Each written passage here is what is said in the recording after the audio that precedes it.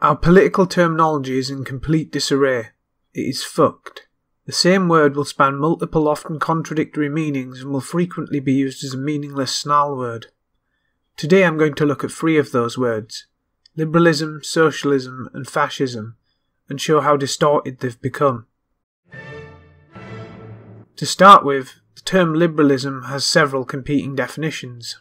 Liberalism in the sense used by Americans, which has unfortunately spread here to some extent, is defined as referring solely to the left, unless the qualifier classical is appended to the beginning, creating absurd phrases like far left liberal. In other countries, liberal can refer to the right instead. The original meaning of liberal was much more encompassing.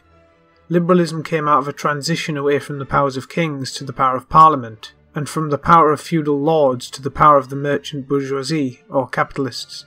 Liberalism means a political organisation around principles such as freedom of speech and the press, freedom of religion, freedom to own property, free markets, civil liberties, free party democracy, secularism, equality before the law, and in later times being fully realised with race and gender, and also in some cases movements towards international cooperation can be counted as liberal. In this framework, liberalism can be seen as the broad status quo of both centre-left and centre-right parties, as well as purer centrist classical liberals. Libertarians can even be seen in some way as liberal extremists, or at least they take the liberal principle of property rights and markets and then maximise that, perhaps to the expense of other things that liberals believe in. There is this classical meaning of liberalism, and I think it's important to retain because it emphasises the true split that I think is important and want to emphasise. Not left or right, but liberal versus illiberal. And it's true that at this point it's become a bit of a meme, but if we divide down left versus right, then all we have to await us is a violent winner-takes-all civil war. If we instead have a liberal consensus, as we do to some extent now, although it is decaying rapidly, then the left and right agree that competing within the confines of democracy and principles such as free debate is superior, and then we might indeed have a future. Historically, liberals eventually split into left-leaning liberals and right-leaning liberals. The left-leaning liberals were inspired by John Stuart Mill's ideology of social liberalism, which added an obligation of positive rights to liberalism, along with the harm principle. Social liberalism itself as an ideology is not to be confused with the American concept of social liberalism, meaning being left-wing on social policies alone, whereas the social in classical social liberalism is referring to how it borrows some concerns from socialism but recasts them in a liberal framework. Social liberals would support things like the welfare state along with support for free markets, for example. Right-leaning liberals fused conservative traditionalism with liberal principles, forming free market supporting liberal conservatism, usually just called conservatism today. And you also had things like national liberals on the right as well. We can see this split today in that in America the social liberals fused with the early 20th century progressive movement, forming progressive liberalism, and conservatives started simply calling them liberals, meaning that the common sense of heritage was lost. In Australia, meanwhile, it went in the other direction, and it was the liberal conservatives who became known simply as liberals, leading to what must be very confusing to Americans, the equivalent of the right-wing Republican Party being called the Liberal Party. With those examples, we can see the different directions in which the Anglosphere has diverged from the common sense of liberal over time. With any luck, we can restore that original meaning and consensus, but it may be too late. It may already be too much of a joke. It's not just the definition of liberalism that has gotten tangled up. Socialism too has gone for quite a ride and in some ways has always been contested. In the early 19th century, a socialist was simply anyone who believed that the labour theory of value justified political action to make cost equal to price. This meant that mutualists, collectivists and communists were all subcategories of socialism. What they had in common was that they all opposed private property, as in any transferable absentee title to the means of production. However, their focus on worker movements led to anything vaguely workerish being perceived as socialism, leading to a semantic decay and a gradual loss of meaning. At that time, socialists would become a worry for a lot of liberal and conservative politicians, and they would pass laws to disrupt their meetings and so on. Otto von Bismarck, the Chancellor of Germany from 1871, passed a series of laws simply known as the anti-socialist laws. Yet at the same time that he did this, he also undercut them by creating Europe's first formal welfare state, which would be known as State Socialismus or State Socialism. This leads to a lot of confusion when the guy who oppressed socialists was calling his programme of a government safety net socialism. Except that he wasn't, at least not first. State socialism was a smear by political opponents against a series of programmes that had nothing to do with property. It was only after being smeared that the wily Bismarck eventually adopted the term, which allowed him to own the insult and perform an outflanking manoeuvre. The socialist agenda was not merely to have a welfare state, but to abolish private property. So by the original definition, Otto von Bismarck was playing a rhetorical trick, and was not really a socialist in the pre-existing sense used by the radical revolutionary groups at the time that he was oppressing the gatherings of. It was a trick the National Socialist German Workers' Party would repeat in the following century, with its support for heavy state intervention and social programmes, but simultaneous protection of the right to private property, contradicting the very core of socialist doctrine, the advocates of which were sent to work camps. Socialism was therefore recast as, in Hitler's words, an ancient Aryan institution, where the common weal was put before the individual, but the productivity of private initiative was channeled towards the goals of the collective. Groups on the left would also eventually contribute to the decay of socialism due to the emergence of the social democratic parties, which saw a reformist path to common ownership. And eventually these parties became more and more moderate over the time and gradually reconciled to liberalism essentially. This confusion and fight over the meaning of socialism has led to, broadly speaking, two current definitions.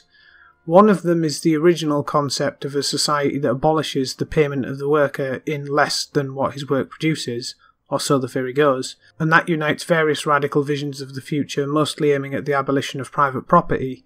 And the second concept is something much more wishy-washy, in which socialism is not an alternative society with an alternative property system, but something much more like a slider or percentage of welfare spending or regulation or union activity. You might imagine that I look dimly on the second definition and think that it is incoherent and has poisoned discourse.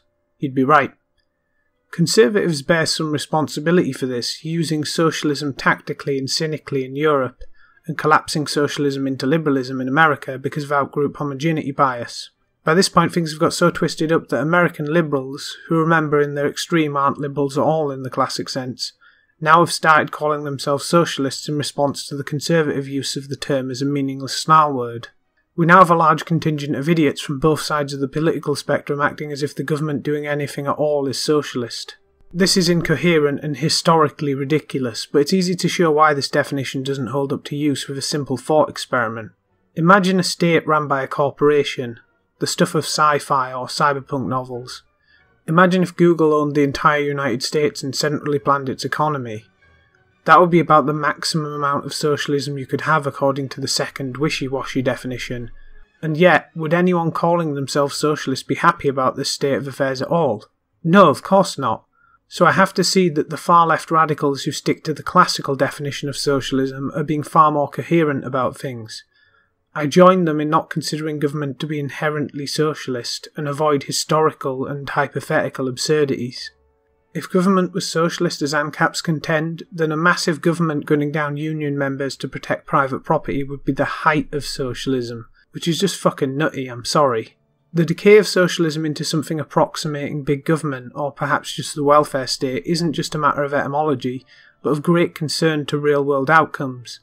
If the word socialism has become so fluid, then a larger group can bandy it about, using it to stand for a more moderate minimum programme, whereas inside that group is a core of elite radicals who use it in its original sense and so seek to be injected into power positions and enact the maximum agenda of abolishing private property and seizing the means of production through collectivisation. I fear that a scenario similar to this is already being set up in the modern Labour Party. I'm a Marxist. Finally, we come to another word that has been completely shafted into oblivion since 1940. That word is fascism. An original definition of fascism can be found at length if you read Benito Mussolini and Giovanni Gentili's doctrine of fascism, outlining their philosophy, a philosophy that proposes a totalitarian state that is treated as a living being and organises its lower systems like organs, with a senate composed of industrial groups, businesses and unions, and with a leader, or duce, as the brain. Interestingly, if you go to worldfuturefund.org and Ctrl+F through that entire document for the term race, you'll only find it twice. There's nothing about anti-Semitism either. This reflects the fact that until the 1938 Pact of Steel, Italy did not have any anti-Semitic laws in place, and anti-Semitism played little part in its ideology. Indeed, its theory of the state seems to repudiate the Nazi one. It resembles more an attempt to upstage the Marxists and say that the state is the driver of history and not the relation of classes to the means of production. The document says, "It is not the nation which generates the state. That is an antiquated naturalistic concept which afforded a basis for 19th century publicity in favour of national governments. Rather, it is the state which creates the nation, conferring volition and therefore real life on a people made aware of their moral unity." And also another quote, "The keystone of the fascist doctrine is its conception of the state, of its essence, its functions and its aims. For fascism, the state is absolute, individuals and groups relative. Individuals and groups are admissible insofar as they come within the state. Instead of directing the game and guiding the material and moral progress of the community, the liberal state restricts its activities to recording results. The fascist state is wide awake and has a will of its own. For this reason it can be described as ethical." This is in direct contradiction to Nazi doctrine, which sees the state as relative to the group. As such, and due to geopolitical considerations, Italy and Germany were wary of each other up until the time of their pact. The Germans, being the senior party in the alliance, of course had Italy conform to their ideology, and fascism, being fundamentally a pragmatic extremism focused on making the state great again, then shifted to be a category which contained the Italian and German model as subgroups. The Nazis, who had always been inspired by the mass action element and aesthetics of Italian fascism, if not the explicit agenda, became a variety of fascist. In the UK, Oswald Mosley's full title for his party was then the British Union of Fascists and National Socialists, reflecting the union and commonality. Fascism became a type of system by this point. The Soviets helped this along by referring to the Nazis as the fascists, after the Molotov-Ribbentrop Pact broke down, and thereafter refusing to name them as National Socialists in Russian propaganda, for fairly obvious reasons. It would be ideologically inconvenient to have to explain constantly to Russians why the National Socialists weren't real socialists. Over time, the word began to shift to mean anything particularly authoritarian, so we end up getting people calling any political movement that is engaging in violence or using force in any way fascist. In 1940, George Orwell was already writing on the decay of the word into a meaningless snarl. In our time, both sides of the political spectrum like to throw around the term fascist, often using Nazi interchangeably as well. Communists are red fascists, libertarians are fascist, conservatives are fascist, everyone is fascist. It's used from the left to smear everyone right of Mao, and it's used from the right to try and play hot potato with Nazism, particularly by delusional retards like Dinesh D'Souza. To me, a fascist is someone who supports a totalitarian, ultranationalist, corporatist state forged through a palingenetic movement that makes revanchist claims to recover lost glories and secure former territories, that rejects the fundamental principles of both classical liberalism and socialism, that sees the state as a living entity that must expand or die, and that makes these grand but cynical overtures to various classes at various points in its path to power. A movement that sees action and redemptive violence as more important than reason and debate. So clearly, not just anyone who wants to hurt their enemies at any point in history for any reason and by any method. But it's a done deal now. The words liberalism, socialism and fascism have so many varying meanings and uses that by this point they are almost useless as guides to what somebody might believe. I would call for scrapping the whole thing and starting again with new words, but that's probably a step too autistic even for me. So in the meantime, I'll continue fighting to retain the original coherent meanings of these terms, even if that generates confusion for others who use more wishy-washy fluid definitions.